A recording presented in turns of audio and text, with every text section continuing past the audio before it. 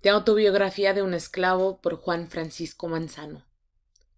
Transcurrió algún tiempo sin la menor novedad cuando aconteció la muerte casi súbita de mi madre, que se privó y nada pudo declarar. A los 4 días de este caso lo supe. Le tributé como hijo y amante cuanto sentimiento se puede considerar. Entonces, mi señora me dio 3 pesos para las misas del alma o de San Gregorio. Se las mandé decir al padre coadjutor. Algunos días después me mandó mi señora al molino para que recogiese lo que mi madre había dejado. Di al administrador una esquela, con la que me entregó la llave de su casa, en la cual solo hallé una caja grande muy antigua, pero vacía. Tenía esta caja un secreto que yo conocía. Hice saltar el resorte y hallé en su hueco algunas joyas de oro fino. Entre ellas, las de más mérito eran 3 manillones antiguos de cerca de 3 dedos de ancho y muy gruesas, 2 rosarios, uno todo de oro y otro de oro y corral, pero rotos y muy sucios. Hallé también un lío de papeles que testificaban varias deudas. Había entre ellos uno de 200 y pico de pesos y otro de 400 y tantos pesos. Estos debían cobrarse a mi señora y después de estos otra porción de menores cantidades. Cuando yo nací me dedicó mi abuelo desde el campo una potranca valla de raza fina, y de esta nacieron 5 que mi padre iba dedicando a cada uno de mis hermanos.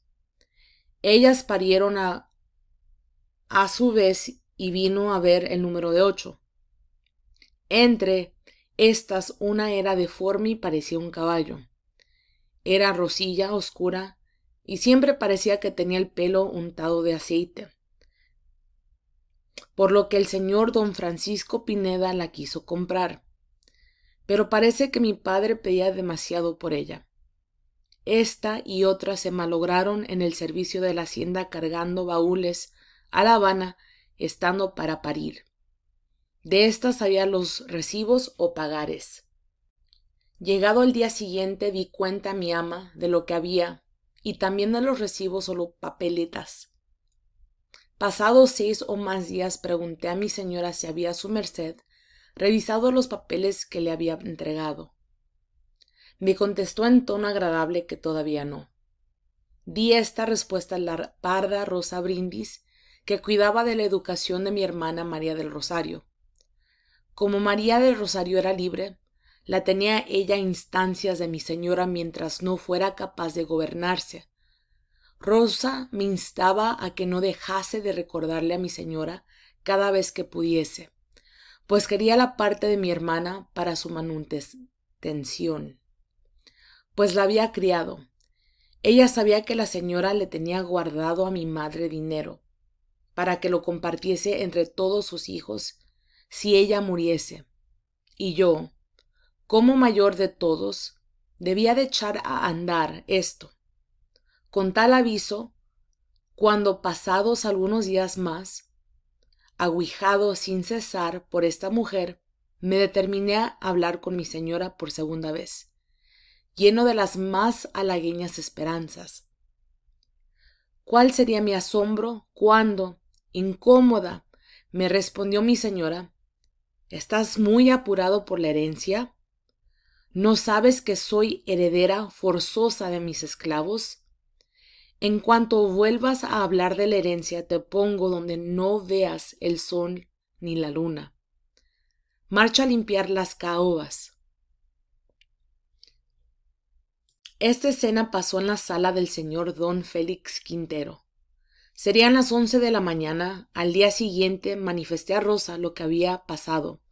No me acuerdo de todo lo que dijo, solo que todas sus duras expresiones iban a caer sobre las cenizas de mi pobre madre. De ahí a 2 días, eran algo más de las 12 cuando apareció. Pidió permiso para hablar a mi señora y cuando se le concedió estuvo con ella largo rato. Yo estaba en la despensa, que estaba frente a la puerta de la calle haciendo qué sé yo qué, cuando entró la Rosa. Me dijo que fuera por su casa cuando tuviese ocasión. La hice esperar y le di 2 de las 3 manillas, quedándome con una. También le di todos los pedazos de rosarios y un relicario que dicen que en su tiempo no se conseguía ni por 1 onza. Era grande, guarnecido de cordones de oro, láminas del mismo metal, y el divino rostro de Jesús estaba en el medio. Era muy abultado y tenía como 2/4 de una cadenita, muy curiosamente trabajada, todo de oro. La envolvió bien, mas estando para partir, mi ama, que no me perdía nunca de vista, se acercó a nosotros y, manifestándole que no era de su agrado que tuviese aquella familiaridad conmigo, ni con ninguno de sus esclavos, se concluyó con que ella no volvería a poner sus pies en casa. Por lo que toca a mí, desde el momento en que perdí la halagüeña ilusión de mi esperanza, dejé de ser un esclavo fiel. Me convertí de manso cordero en la criatura más despreciable. No quería ver a nadie que me hablase sobre esta materia. Quisiera haber tenido alas para desaparecer, trasplantándome a La Habana. Se me embotaron todos los sentimientos de gratitud y solo meditaba en mi fuga. Pasados algunos días vendí a un platero la manilla. Me dio 7 pesos y algunos reales por ella. Y en la noche, cuando dejé a mi ama en casa de los señores Gómez, le llevé los pesos al padre coadjutor para misas por mi madre. Los reales fueron para velas más las ánimas. No tardó mucho tiempo mi señora en saber, por el mismo padre que había mandado decir tantas misas, me preguntó de dónde tenía ese dinero. Mas como lo que yo menos apreciaba por entonces era vivir, le dije sin rodeos que había vendido una manilla. Quiso saber a quién más. Cómo di palabra al platero de no decirlo, me sostuve diciendo que a uno que no conocía. Pues ahora sabrán para qué naciste, me dijo. Tú no puedes disponer de nada sin mi consentimiento. Fui preso al molino, ya era esta la 3ª vez. Me preguntó don Saturnino lo que había. Se lo dije todo con enfado. La desesperación había ocupado el lugar de todos mis sentimientos.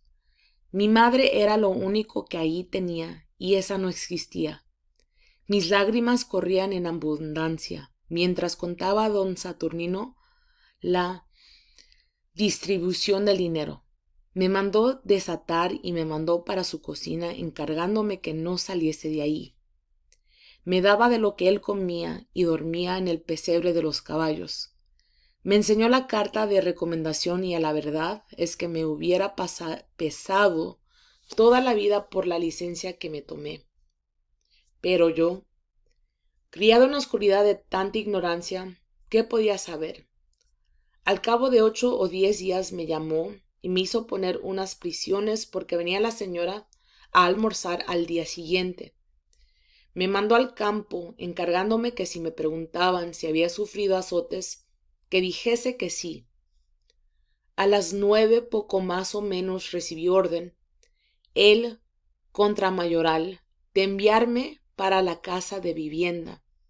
Me resistí a ir, pero amenazado con dureza, tuve por buen partido obedecer al administrador, que me recibió con una muda de ropa fina de color, eso es, pantalones y chupa, que vestí. Cuando le fui a entregar aquellos andrajosos despojos, me dijo con cierto aire de firmeza estas palabras que me aterraron. ¿Sabes lo que te digo? En menos de 2 meses has venido a mi poder en 3 ocasiones y nada te ha sucedido. Pon los medios para no volver más, porque te llevan los demonios. Anda, que la señora te espera. Anda y cuidado. Este señor, de nacionalidad gallega, era de genio vivo y duro de carácter. Era joven, como de 25 a 28 años, y tanto los del campo como los de la casa de vivienda le temían en sumo grado, pues no solo yo andaba en estos vaivenes. Cuando llegué a los pies de mi señora, me postré y pedí perdón de mi falta. Me mandó sentar en el comedor y acabando de almorzar me mandó un abundante plato que yo no probé. Mi corazón ya no era bueno, y La Habana, juntamente con los felices días que en ella gocé, estaba impresa en mi alma. Yo solo deseaba verme en ella. Notó mi señora el caso que había hecho de la comida y no dejó de maravillarse de que no me alegrase el corazón un buen plato. Es de admirarse que mi señora no pudiese estar sin mí 10 días seguidos. Así era que mis prisiones jamás pasaban de 11 o 12 días. Siempre me pintaba como al más malo de todos los nacidos en el molino, de donde decía que era yo criollo. Esto era otro género de mortificación que yo tenía. La ama, a pesar de la dureza con que me trataba, yo sabía muy bien que estaba bautizado en La Habana. Otra vez en el pueblo, no sé por qué me trata entonces con dulzura. Yo nunca podré olvidar que le debo muchos buenos ratos y una muy distinguida educación.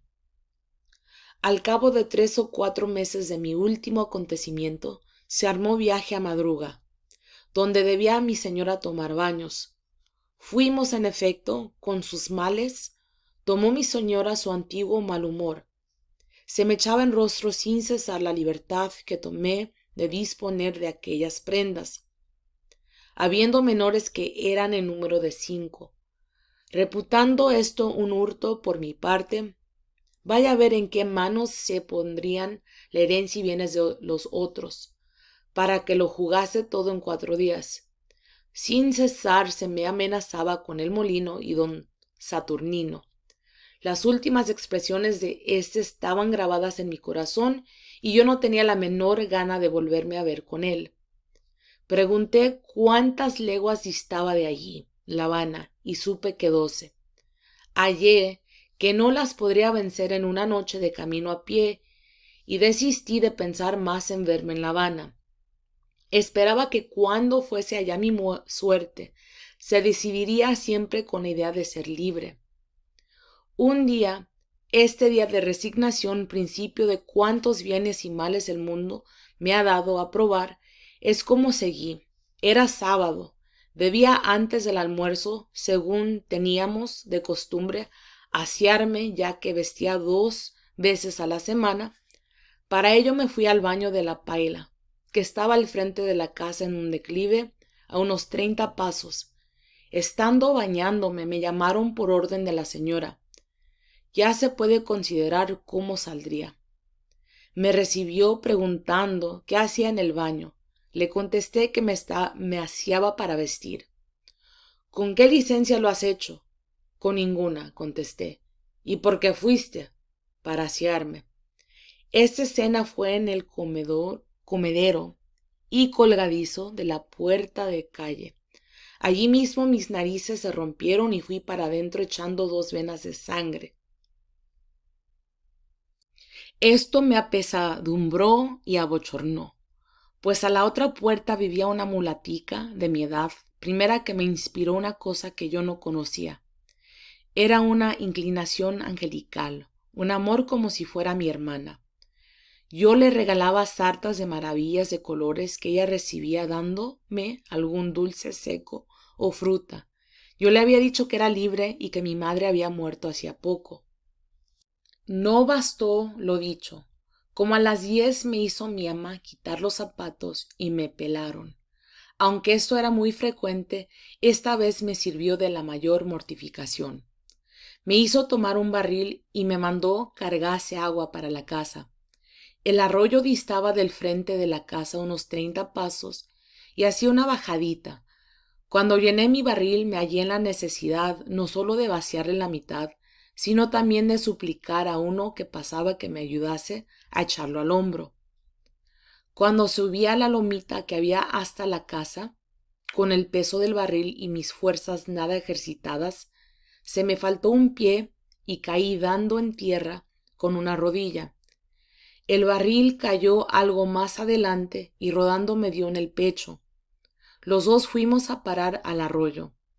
El barril se inutilizó y se me amenazó con el molino y don Saturnino, a quien yo temía. Se suponía aquel suceso como de premeditada intención y la amenaza era grave.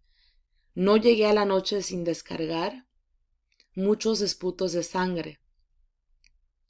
Este tratamiento me mostró de nuevo los errados cálculos que había formado de mi suerte. Desengañado de que todo era un sueño y que mi padecer se renovaba, me acometió de nuevo la idea de que tenía que verme en La Habana. Al día siguiente, que era domingo, cuando la gente estaba en misa, me llamó un criado libre de la casa y estando a solas con él me dijo: «Hombre, ¿qué no tienes vergüenza de estar pasando tantos trabajos? Cualquier negro bozal está mejor tratado que tú. Un mulatico fino, con tantas habilidades como tú, al momento hallará quien lo compre». Por ese estilo me habló mucho rato, concluyendo con decirme que si llegaba al tribunal del capitán general y hacía un puntual relato de todo lo que me pasaba, podía salir libre. Me insinuó el camino que de allí venía a La Habana, diciéndome que aprovechara la primera oportunidad y que no fuera bobo. Esto me afligió muchísimo, pues si al menor aviso temía más de lo regular, cuanto más temería con las terribles insinuaciones que me hizo y que no pongo aquí por demasiado impertinentes. Eran las 11 de la mañana del día lunes cuando vi llegar a don Saturnino. Se apeó y le tomaron el caballo. Desde el momento en que este señor entró se me acibaró toda la vida. El corazón me latía con insensata agitación y mi sangre toda en su estado efervescencia no me dejaba sosegar. Regularmente el lugar común de meditación era mi cuarto. Mientras estaba en él pensaba en alguna cosa con sosiego. Así estando en él, como a las 4 oí que hablaban dos, una hembra y otro criado. Esta era de manos y preguntando a aquel a qué vendría el administrador, ésta respondió con viveza: ¿a qué ha de venir? A llevarse a Juan Francisco. Me compadeció aquello y yo quedé enterado de mi mala suerte. No me es dado pintar mi situación amarguísima en este instante. Un temblor general cundió por todo mi cuerpo y me atacó un dolor de cabeza. Apenas podía valer, ya me veía atravesado el pueblo de madrugada, como un facineroso, atado, pelado y vestido de cañamazo, cual me vi en Matanzas, sacado de la cárcel pública para ser conducido al molino. Recordando las últimas amonestaciones del ya citado don Saturnino, me veía en el molino sin padres en él, ni a una pariente, y en una palabra mulato entre negros. Mi padre era algo altivo y nunca permitió, no solo corrillos en su casa, sino que ninguno de sus hijos jugase con los negritos de la hacienda. Mi madre vivía con él y sus hijos, por lo que no éramos muy bien queridos. Todo esto se me presentó a mi alborotada imaginación y en aquel momento determiné mi fuga. El que me había insinuado el partido que debía de tomar como favorable, a eso de las 5 de la tarde me dijo: «Hombre, saca ese caballo de allí y ponlo allá para que esté al fresco. Allí estará haciendo ruido y despertarán los amos cuando lo vayas a coger para don Saturnino». Al decirme esto me entregó también las espuelas y agregó: «Allí está la silla sin pistolera. Tú sabrás dónde está todo para cuando se necesite».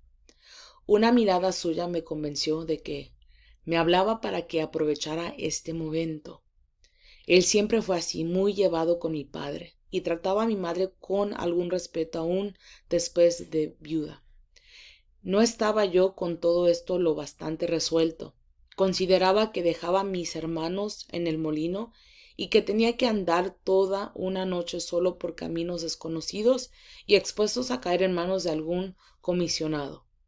¿Cuál sería mi sorpresa cuando, acabando de cenar y estando yo sentado a solas sobre un trozo meditando si me determinaría o no, vi que don Saturnino se llegaba a mí y me preguntó dónde dormía?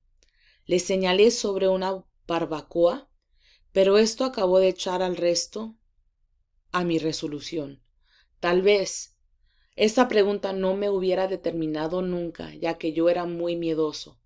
Bien pudo haber sido hecha esta pregunta con toda ignorancia, y que todo fuesen habladurías de criados, y que todo variase a la hora, como en otras ocasiones. Sin embargo, yo no pude recibirla sino como de muy mal anuncio, en vista de lo que estaba ya en mi conocimiento. Así determiné partir a todo riesgo. Pensé en la mala suerte de un tío mío que, habiendo tomado igual determinación para irse de donde el señor don Nicolás, el señor don Manuel y el señor Marqués, fue traído como todo un cimarrón. Sin embargo, estaba resuelto a echar una suerte y padecer. Con este motivo velé hasta más de las 12. Aquella noche me recogieron todos temprano, por ser noche de invierno y estar algo lluviosa. Ensillé el caballo por primera vez en mi vida, le puse el freno, pero con tal temblor que no atinaba a derechas con lo que hacía. Acabada esta diligencia me puse de rodillas, me encomendé a los santos de mi devoción, puse el sombrero y monté. Cuando iba a andar para retirarme de la casa, oí una voz que me dijo: Dios te lleve con bien, arrea duro. Yo creía que nadie me veía y todos me observaban, pero ninguno se me opuso, como supe después. Lo que me sucedió luego lo veremos en la segunda parte que siga esta historia.